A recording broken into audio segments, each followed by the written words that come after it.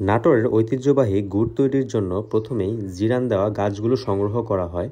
এরপর শুরু হয় সুনিপুণ দক্ষ কারিগর দ্বারা গাছ কাটা।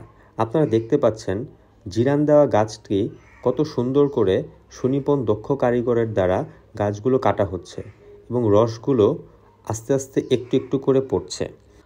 পরের দিন রস সংগ্রহ করা হয় সেসব গাছ থেকে এবং নাটোরের গাছগুলো মোটা তাজা হওয়ায় এর রস অনেক ভালো হয় অন্যান্য অঞ্চলের তুলনায়। আপনারা দেখতে পাচ্ছেন আমরা যে গাছগুলো পছন্দ করেছি গ্রো অর্গানিকের পরিবারকে দেওয়ার জন্য, সেই গাছগুলোর রস একদম ফ্রেশ এবং আমরা কোনো ধরনের চুন, হাইড্রোজ, কোনো কেমিক্যাল, চিনি কোনো কিছুই ব্যবহার করছি না। শুধুমাত্র রস জাল দিয়ে তৈরি করা হচ্ছে গ্রো অর্গানিকের গুড়।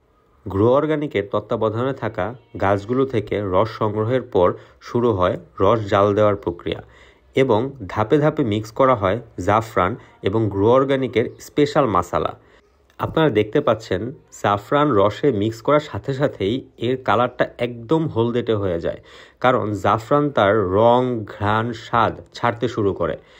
এভাবে করে কয়েক ঘন্টা রস জাল দেওয়া হয় এবং ধাপে ধাপে জাফরান আরও মিক্স করা হয়। রস জাল দেওয়ার প্রায় শেষ প্রক্রিয়াতে রসের কালারটা জাফরান মিক্সের কারণে ঠিক এরকম হয়ে যায় এবং এতে আমরা ভালো পরিমাণ জাফরান মিক্স করেছি, যা আপনার পিঠাপুলি, পায়েস এবং চায়ের স্বাদকে এক অন্য মাত্রায় নিয়ে যাবে।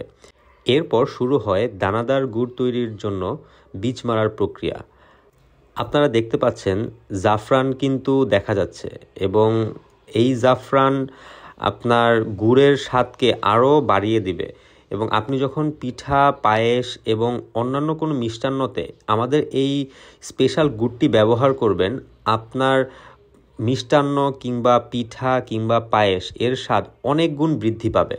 কারণ দুধে জাফরান মিক্স করলে আমরা সবাই জানি এর স্বাদ অনেক বেশি বৃদ্ধি পায়। গুড় তৈরি হওয়ার পর ঠিক এরকম কালার আসে এবং উপরে আপনারা যে আস্তরটি দেখতে পাচ্ছেন এটি জাফরানের হলুদ আস্তর এবং এর স্বাদ এবং ঘ্রাণ অতুলনীয়।